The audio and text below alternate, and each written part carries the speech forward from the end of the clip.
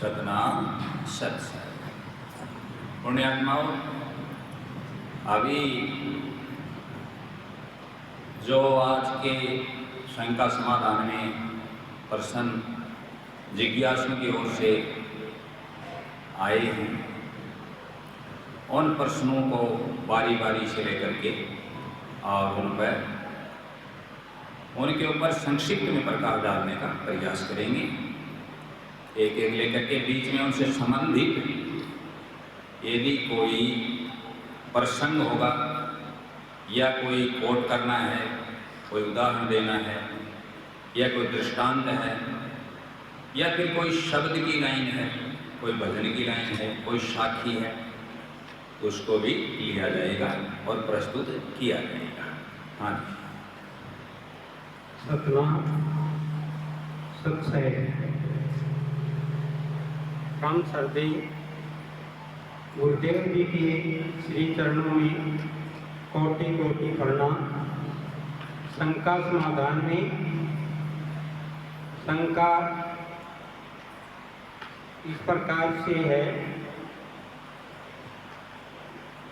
प्रवृत्ति और निर्वृत्ति में क्या अंतर है, समझाने की बात। पुण्यात्माओं, प्रश्न आया है परवृत्ति और निवृत्ति में क्या अंतर है। पहले तो ये समझे हम कि परवृत्ति क्या है और निवृत्ति क्या है, फिर अंतर देखेंगे। अंतर अपने आप स्पष्ट होता चला जाएगा। ये दोनों ही शब्द शास्त्रीय हैं। अब देखते हैं परवृत्ति।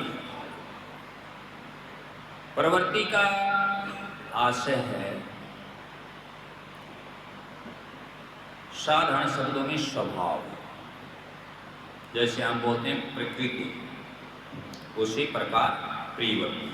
प्रवृत्ति का मतलब किसी चीज की और उसका स्वाभाविक झुकाव, लगाव, आकर्षण, अट्रैक्ट। तो इंसान का एक स्वभाव है, क्या है?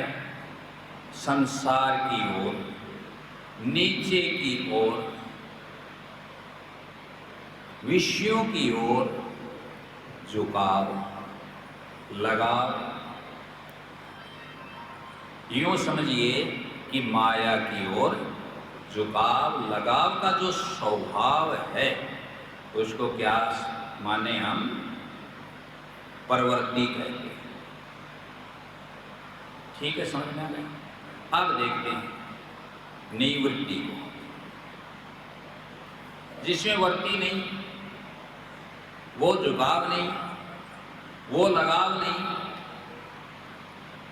माया के प्रति वो आकर्षण नहीं, विषयों की ओर खिंचाव नहीं, यूं मान लें। तो फिर किसकी ओर? परमात्मा की ओर है। सिर्फ और सिर्फ परमात्मा की ओर झुकाव हो, लगाव हो, आकर्षण हो, खिंचाव हो, उसको क्या माने? निवृत्ति। अब अंतर, दोनों एक दूसरे के विपरीत हैं। एक भगत है, एक जगत है। अब भगत में यदि हम सीधे तौर पर यूं कह दें कि एक भगत वो है जो अर्थार्थी है। गीता के अनुसार 4 प्रकार के भगत होते हैं। कितने प्रकार के? 4 प्रकार के। ठीक है, तो इसमें एक भगत ऐसा होता है, अर्थार्थी बोलते हैं इसको, जिसका झुकाव धन की ओर होता है, माया की ओर होता है, उसको भी भगत कहा है। आर्थ को भी भगत कहा है। समझे इसको? जिज्ञासु को भी भगत कहा है और ज्ञानी को भी भगत कहा है। 4 हो गए ना। देखो फिर ध्यान से सुनो, ये गीता के अनुसार बता रहा हूं। पहला आर्त, दूसरा जिज्ञासु, तीसरा अर्था अर्थी और चौथा ज्ञानी। जो आर्त है वह भगत कौन सा होता है? आप में से आप अपने अपने ऊपर लेके देखें कि मैं कौन सा भगत हूं, आज किस श्रेणी में हूं, किस कैटेगरी में हूं। पुण्यात्माओं, आप ध्यान करें इस बात का, अपना अपना अंकन कर लें। देखें, आर्त का अर्थ है जो किसी जरूरत के मुताबिक, किसी संकट में, किसी दुख में परमात्मा को याद करे। जैसे सुख में स्मरण किया नहीं, दुख में किया याद, कहे कबीर ता भगत की, कौन सुने भरिया। वह भगत कौन सा हुआ? आर्त। दूसरे नंबर पर हम लेते हैं जिज्ञासु।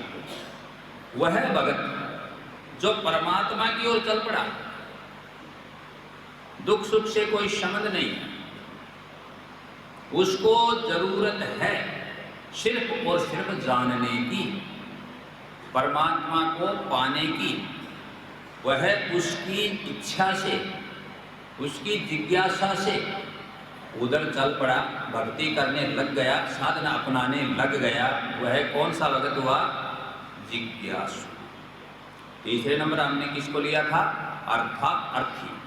अर्थ आप जानते हो किसको कहते हैं? धन को। किसको कहते हैं? दौलत को, धन को अर्थ कहते हैं। वैसे अपने इंग्लिश में पृथ्वी को, धरती को अर्थ कहते हैं। और एक जो वो अर्थ बन जाता है कैच वाला, बिजली का अर्थिंग अर्थ, वो भी बोलते हैं। तो वो अर्थ का संबंध धरती से, धरती अर्थ है और उससे जो कनेक्ट हो गया वो क्या हो गया? अर्थ हो गया ना धरती से।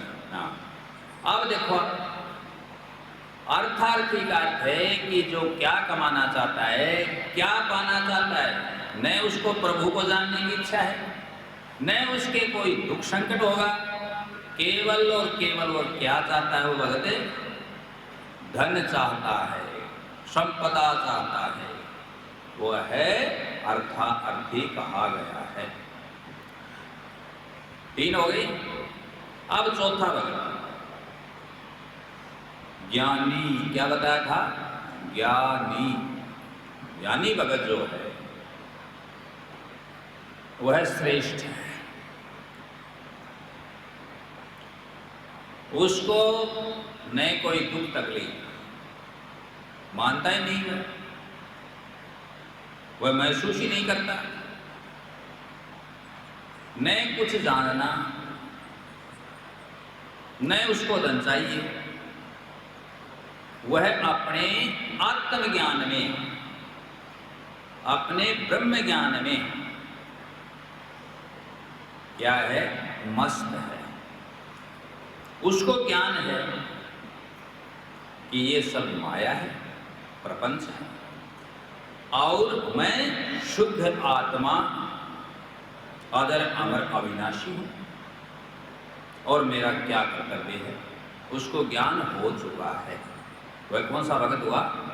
ज्ञानी भगत। फिर भी वह चल रहा है, ठीक है, मतलब जीवन चल रहा है। अब इसमें भी यदि परम भगत कहते हो ज्ञानी को भी, तो ज्ञानी यदि साथ भक्ति और हो, ज्ञान के साथ साथ क्या हो? भक्ति हो। भक्ति का मतलब दूसरों का सम्मान, आदर भाव, नम्रता, दीनता, आधीनता, शरण। वह भगत कौन सा हुआ? परम ज्ञानी, परम श्रेष्ठ भगत। तो अब निवर्ती वाला हुआ। कौन सा हुआ? निवर्ती। अब दोनों में अंतर हो गया। एक में माया की ओर, संसार की ओर, विषयों की ओर लगाव होता है परवर्ती में। और निवर्ती में क्या होता है? क्या होता है? परमात्मा की ओर, अपनी ओर, आत्मा की ओर लगाव होता है। अन्य मायावी किसी भी पदार्थ की कोई लालसा नहीं होती। सतनाम सत्संग। अगला प्रश्न। सतनाम सत्सय। चंदन के पेड़ पर सांप लिपटे रहते हैं तो उस पर जहर नहीं चढ़ता। अगर दूसरे पेड़ पौधों पर सांप लिपटे तो उन पर जहर चढ़ता है या नहीं? समझाने की बात। पुण्यात्माओं, प्रश्न आया है, मैं उसको रिपीट करता जा रहा हूं कि चंदन के पेड़ पर विष जहर नहीं चढ़ता। किसका जहर? सर्प, सांप का, स्नेक का। क्या अन्य पेड़ों पर भी इसी प्रकार जहर चढ़ता है, व्यापता है या नहीं? पूछने वाले जिज्ञासु का ये क्या है? भाव है। किसने पूछा? खड़े होके बताओ। श्री सुमित माकड़ो। सुमित शर्मा माकड़ो ने पूछा। पूरा नाम बोला। बैठिए। देखो, शरद मित्र जो हैं और जो डॉक्टर्स हैं इस विषय से संबंधित, वे लोग अपने से बेहतर जानते हैं, अपने से अच्छा जानते हैं। ये अपना अनुभव नहीं है। तो अपना क्या है? अपने पास एक सिद्धांत है, एक किसी का कहा हुआ कथन है जिसको हम कोट कर सकते हैं, जिसको उदाहरण के रूप में हम प्रस्तुत कर सकते हैं। तो उदाहरण क्या है? जो रहीम उत्तम प्रकृति का। गौर करो, किसका वाक्य? जो रहीम उत्तम प्रकृति का करी शकत कुसंग।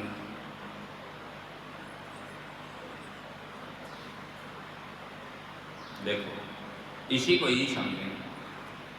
जो रहीम उत्तम प्रकृति का करी शकत कुसंग। चंदन विश्व व्यापे नहीं, लिपटे रहत भुजंग। ये रहीम जी का दोहा है या कथन है। इस प्रकार का हमें पढ़ने को मिलता है। तो रहीम जी कह रहे हैं कि जिसकी प्रकृति उत्तम है, उत्तम का मतलब श्रेष्ठ है, साधु स्वभाव की है, पवित्र है, परमात्मा की ओर है, सतगुरु की ओर है, सत्संग की ओर है, अच्छी चीजों की ओर है, गंदी आदत नहीं है, उसका कुसंग कुछ बिगाड़ नहीं सकता। का करी शकत कुसंग। कुसंग क्या कर सकेगा? समझ रहे हो? क्या करी शकत कुसंग। चंदन विष, अब कोट किया, उन्होंने भी कोट किया क्या? कि जैसे चंदन विष व्यापे नहीं, चंदन के पेड़ के शीतलता प्राप्त करने के लिए या अपनी तपीस या गर्मी मिटाने के लिए सर्प लिपटे रहते हैं, उसी प्रकार यदि किसी के चारों ओर कुसंगी कुसंगी हो, कुसंगी कुसंग हो, तब भी वह चंदन के पेड़ की तरह से अपने स्वभाव में रह सकता है, अपनी आदत में रह सकता है। कहने का तात्पर्य, सज्जन व्यक्ति फिर भी सज्जन ही रह सकता है, सत्संगी सत्संगी रह सकता है, कुसंग उसका कुछ नहीं बिगाड़ सकती। ये तो हुआ इस कथन का, इस दोहे का अर्थ। लेकिन पर्सन है, वह समस्या ये प्रस्तुत की गई है कि क्या अन्य पेड़ों पर भी उसी प्रकार का प्रभाव सर्प का होता है या नहीं होता। तो पुण्यात्माओं, ये बड़ी समझने की बात है। किस कवि ने, किस संत महापुरुष ने, किस विद्वान ने किन परिस्थितियों में कैसे अपने अनुभव के अनुसार किस देश काल परिस्थितियों में उस बात को कहा, इसका हमें कोई मालूम नहीं। हमें प्रत्यक्ष में देखना है कि क्या सर्प हर जगह रहते हैं, घरों में भी रहते हैं, चूहे होते हैं, मेंढक होते हैं, वहाँ सर्प आ जाते हैं, अक्सर नहीं आ जाते, खेतों में भी होते हैं, जंगल में भी मिलते हैं, पेड़ भी हैं, अन्य वस्तुएं भी तो हैं, अकेले पेड़ ही नहीं। घर में सर्प जिधर से गुजरा, मान लीजिए अपने को पता नहीं 10 दिन से घर में है, 20 दिन से है, महीने से है, 2 दिन से है, 1 दिन से है, तो वो किधर से तो गुजरता ही होगा, चूहे पकड़ने के लिए आता जाता तो होगा। और ये तो है नहीं तो किसी चीज को हटा करके या कोई हटा करके उसको रास्ता ले रहा है। सर्प तो अपने हिसाब से जा रहा है, अपने स्वभाव से जा रहा है। बहुत सी वस्तुएं मार्ग में पड़ती होंगी, हो सके वह सर्प अपने भोजन से भी गुजर जाए होकर के, और बहुत बार ऐसे भी उदाहरण देखने को मिले हैं कि शरीर से भी गुजर जाता है। और सबसे बड़ी बात, ये जो सर्प पकड़ने वाले जिनको सर्प मित्र कहते हैं, ये उनको ठीक से पकड़े रखते हैं, दिखाते हैं, वीडियो में भी एक खूब है ना बहुत, और अपने सपेरे वगैरह भी उनको रखते हैं। तो क्या इनके विष व्यापक होता है? क्या इनके कभी जहर का असर होता है? क्या जहर चढ़ता है? इसी तरह से अन्य पेड़ पर भी नहीं चढ़ता। समझ गए इस बात को? ये कथन सिर्फ शीतलता के कारण कहा गया है कि चंदन का पेड़ इतना शीतल है कि उस पर गर्व जो विषधर है, उसका जो गर्व है, जो विष है, वो भी असर नहीं कर सकता। इसी प्रकार से जो व्यक्ति शीतल है, जिस व्यक्ति में धैर्य है, धीरता धैर्य है, जो शीतल है, शांत है, उस पर यदि कोई उसको क्रोध दिलाए तो भी उस पर कोई प्रभाव नहीं होता। सतनाम सत्सय। क्योंकि सर्प, समझ लीजिए, अधिक समझना हो तो सर्प मित्र से समझिए, सर्प ऐसे जहर को उगलता नहीं फिरता। समझ गए इस बात को? हाँ, सर्प जहर को उगलते नहीं फिरता। जब सर्प को गुस्सा आता होगा, क्रोध आता होगा, कोई उसको सताता होगा, कहीं से दब जाता होगा, या उसको कोई शक हो जाता होगा, और तब वो उसको जहर को छोड़ता होगा, काटता होगा। समझ गए इस बात को? हाँ, ये जरूरी भी नहीं है। एक बात और सुनो, 2 बातें बताई जाती हैं। कुछ से लोग कहते हैं कि सर्प के दांत में जहर होता है, विष दंत होता है। कुछ कहते हैं नहीं होता, जब उसको जरूरत होती छोड़ता है तब वो छोड़कर तब आता है। अब इनमें क्या सही है गलत, इससे हमें मतलब नहीं है। इतना भी सुना कि बहुत सौ को सर्प ने काटा और उनके कोई असर नहीं हुआ, ये भी प्रमाण है। इसलिए ये प्रश्न आपका जिस प्रकार इस प्रश्न था उसी प्रकार आपको उत्तर इसका दिया गया, डिटेल से समझाया गया। किसी पर नहीं होता है, जब वो छोड़ता है या फिर वो काटता है उस हिसाब से होता होगा। अपना अनुभव नहीं है, जितना जानते थे उतना बताया। सतनाम सत्संग। अगला प्रश्न। सतनाम सत्सय। हमारा असली रक्षक कौन है? समझाइए। फिर बताओ। हमारा असली रक्षक कौन है? रक्षक। बैठिए। देखिए पुण्य आत्माओं,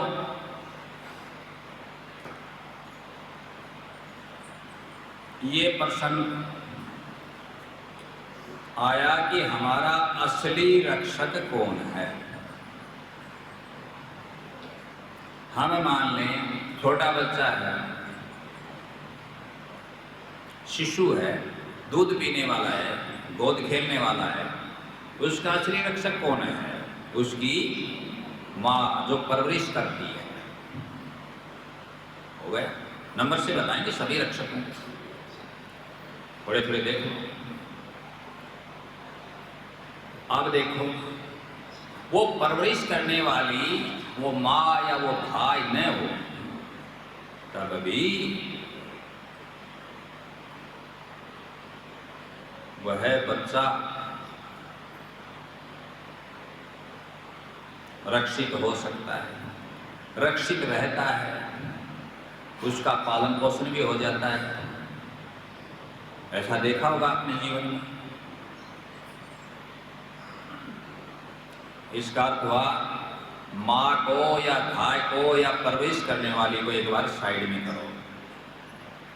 आपने तो असली देखना है ना, प्रश्न क्या असली रक्षक कौन है, असली के पास पहुंचना है।